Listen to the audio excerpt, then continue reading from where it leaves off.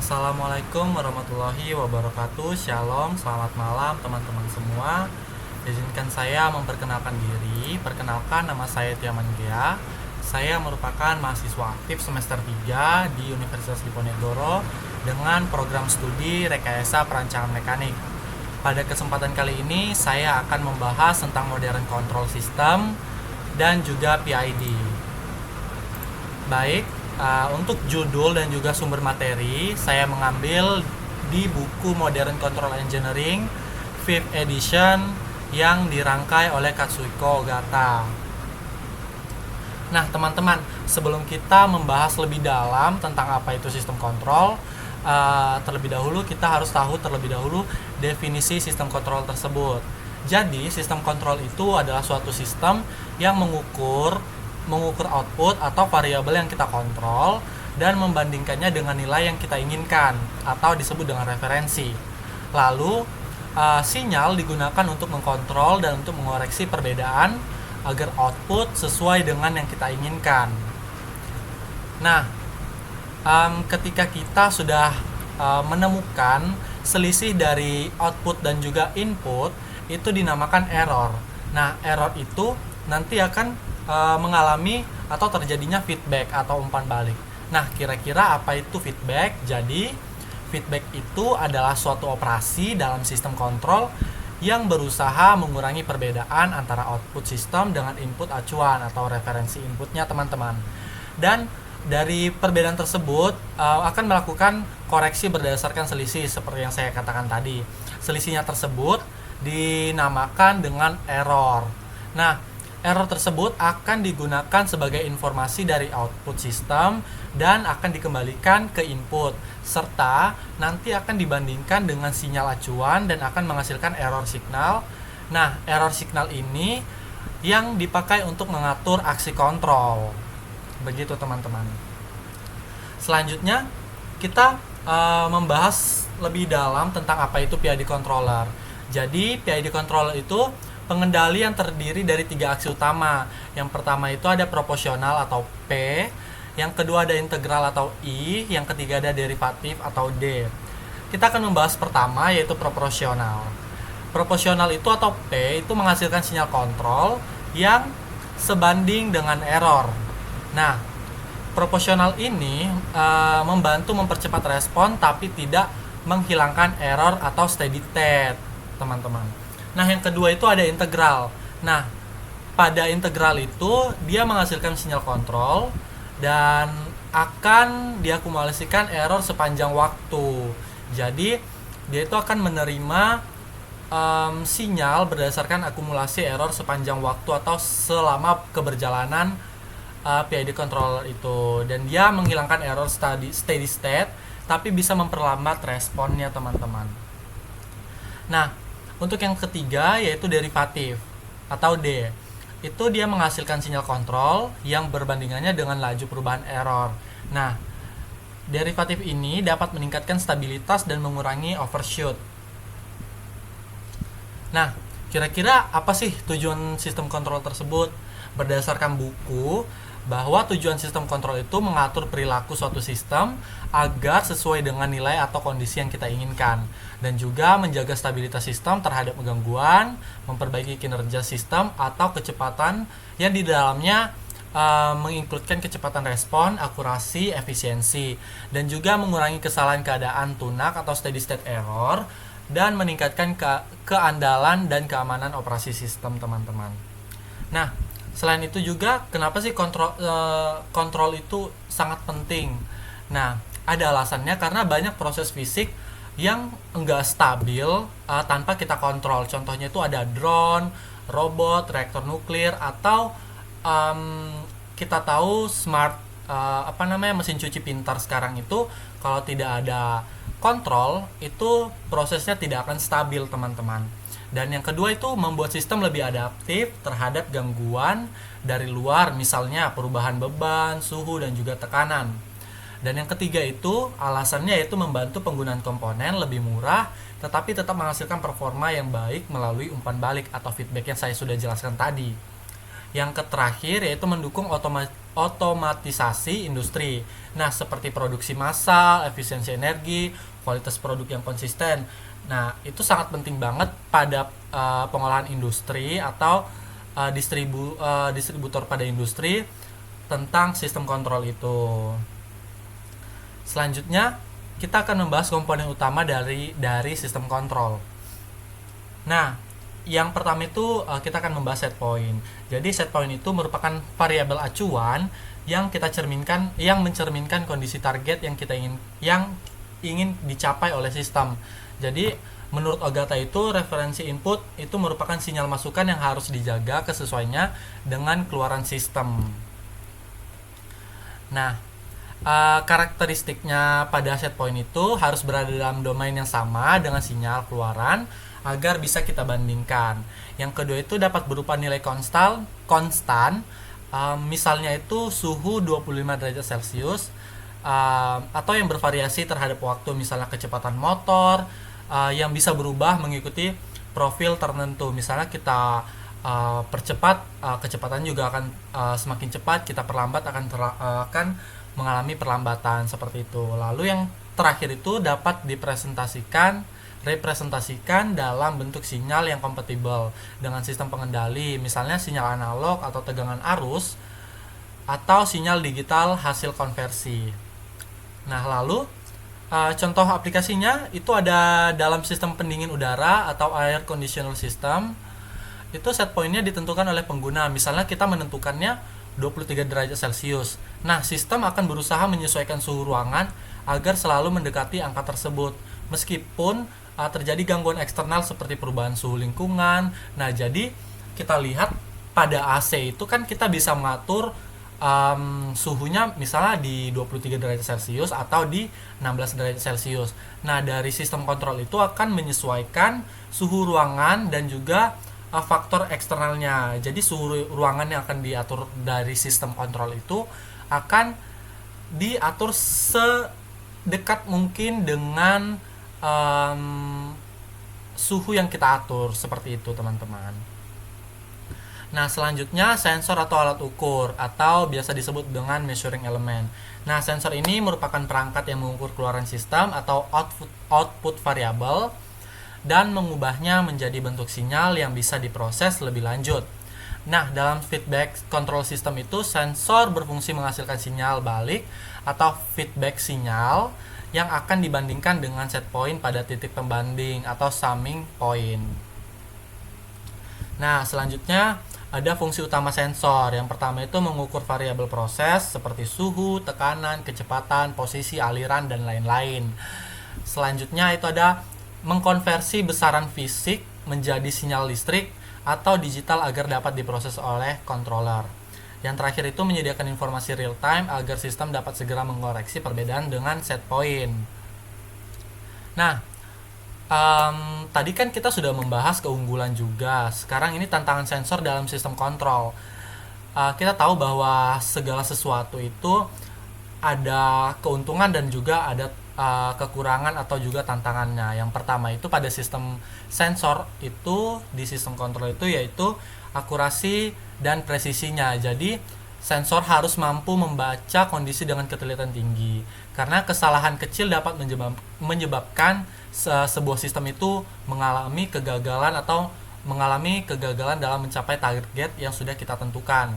Yang kedua itu waktu respon. Nah, sensor harus cukup cepat agar dapat mengikuti dinamika sistem. Jadi kita itu mengharapkan bahwa sensor itu dapat segera atau cukup cepat menerima informasi dari dinamika sistem yang sudah dikelola tadi. Yang terakhir itu ada kondisi lingkungan. Nah, sensor sering menghadapi keterbatasan fisik seperti suhu tinggi, getaran, atau korosi. Yang selanjutnya kita akan membahas tentang contoh aplikasinya. Yang pertama itu kita ada satu contoh yaitu termokopel atau RTD. Nah, dalam sistem pemanas industri itu termokopel itu atau RTD itu berfungsi untuk mengukur suhu aktual yang kemudian kita bandingkan dengan set point agar heater bekerja sesuai dengan kebutuhan yang kita set atau setting kita atur. Nah, kita akan membahas tentang controller. Controller itu merupakan pusat pengambilan keputusan dalam sistem kontrol otomatis. Nah, letaknya itu berada setelah error detektor dan sebelum aktuator. Jadi, kontrol otomatis itu berada di tengah-tengah dari detektor dan aktuator. Nah, controller ini menerima sinyal error, yaitu selisih antara input referensi dengan output yang terukur dari sensor. Nah, kemudian dia memproses sinyal ini untuk menghasilkan sinyal kontrol atau kontrol signal.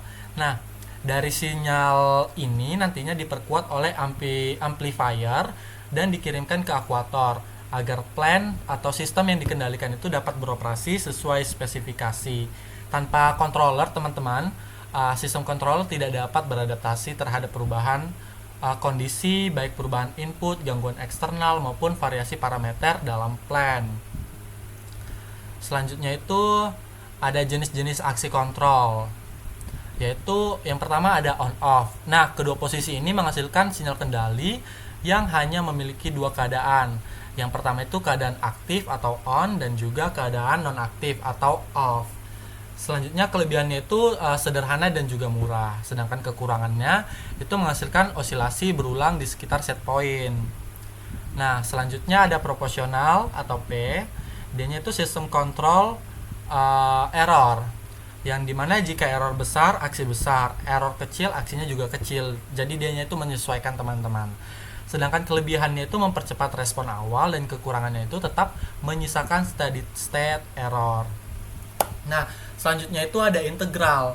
Nah, integral itu merupakan sinyal kontrol integral error terhadap waktu. Nah, kelebihannya itu menghilangkan error tetap atau offset, sedangkan kekurangannya itu berada pada perlambatan sistem dan menimbulkan osilasi jika tidak hati-hati. Sedangkan derivatif itu sinyal kontrol laju perubahan error, yang dimana kelebihannya itu menambah redaman, mencegah overshoot, mempercepat stabilitas, dan juga kekurangannya itu sangat sensitif terhadap noise sensor.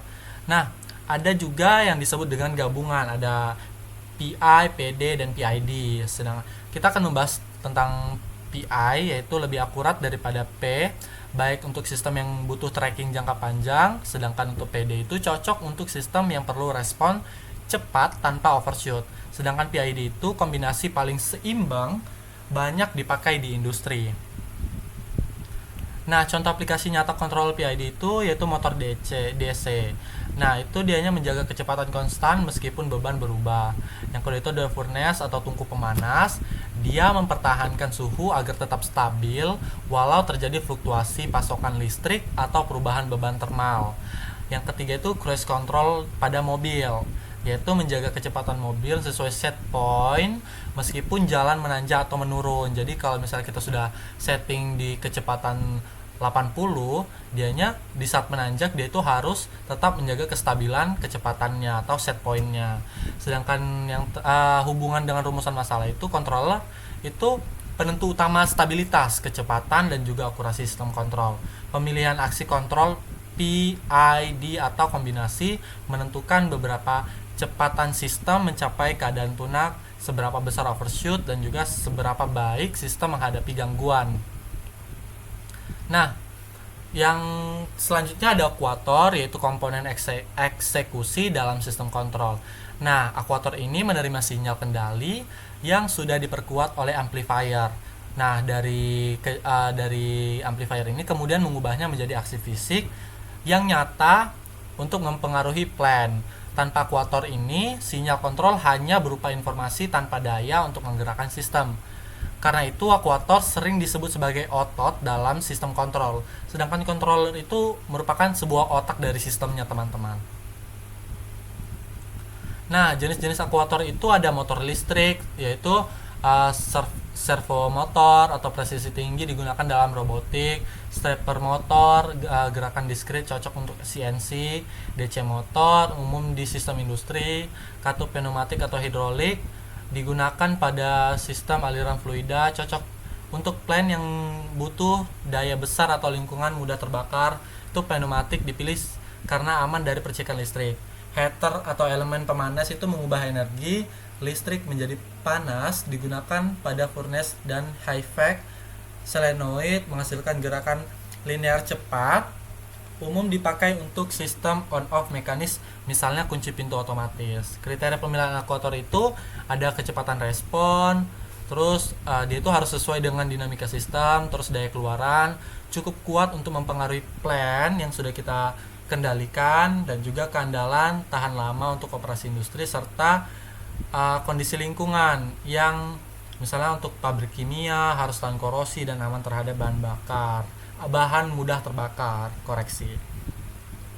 Sedangkan tantangan teknis pada aktuator itu ada delay atau keterlambatan, ada non-linearitas, tidak sesuai dengan respon, dan juga keterbatasan daya atau dayanya sangat kecil.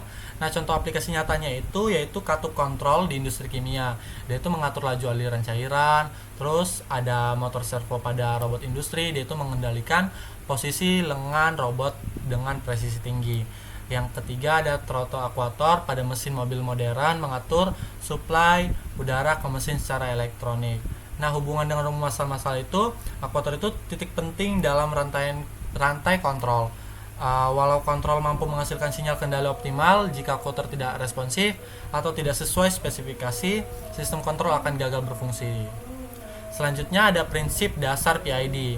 Prinsip dasar PID itu yaitu singkatan dari proporsional integral derivatif, yang P itu untuk memperbaiki kesalahan, yang I itu untuk menghilangkan kesalahan, dan juga yang D itu memperkirakan perubahan agar sistem tidak berosilasi. Nah, struktur PID itu ada KP atau gain proporsional, itu mengatur besarnya respon terhadap error saat ini. Yang kedua ada TI atau integral time integral, meniadakan error steady state dengan menjumlahkan error sepanjang waktu. Yang ketiga ada TD atau time derivatif, memperkirakan error di masa depan, antisipasi perubahan sehingga memperbaiki stabilitas dan kecepatan respon. Selanjutnya ada contoh sederhana, yaitu pengendali suhu pada oven, yaitu proporsionalnya jika bila suhu rendah dari target, pemanas langsung dinaikkan. Sedangkan integralnya itu bila tetap ada selisih suhu dalam jangka panjang, maka pemanas dikurangi lebih awal agar tidak terjadi overshoot. Derivatifnya itu bila suhu naik terlalu cepat, pemanas dikurangi lebih awal agar tidak overshoot. Nah, selanjutnya ada contoh sederhana implementasi pada kehidupan sehari-hari, yaitu motor mempercepat baling-baling ketika drone terlalu rendah. Ini contoh pada drone, integralnya itu memastikan drone tidak melayang ke bawah di bawah set point dalam jangka waktu lama, dan derivatifnya itu mencegah drone melonjak terlalu tinggi saat koreksi dilakukan. Nah, kelebihan dan kekurangan modern control system PID itu, pertama kelebihannya itu sederhana dan efektif, mudah dipahami dan diterapkan, respon cepat dan akurat, peningkatan performa, mengurangi ketergantungan pada operator, mengatasi gangguan dan peningkatan stabilitas. Sedangkan kekurangannya itu tuning yang sulit untuk sistem kompleks. Nah, kurang efektif untuk sistem non-linear, sensitif terhadap derivatif, kompleksitas desain, terus itu potensi ketidakstabilan, biaya ketergantungan, sensitivitas terhadap model. Nah, mungkin cukup sekian dari penjelasan saya tentang sistem kontrol dan juga PID. Kurang lebih saya mohon maaf bila saya ada kesalahan kata. Semoga video ini bisa memberikan tambahan wawasan kepada teman-teman. Saya harap kita selalu diberikan kesehatan dan juga kelancaran dalam melakukan aktivitas kuliah dan aktivitas sehari-hari. Bye teman-teman, terima kasih.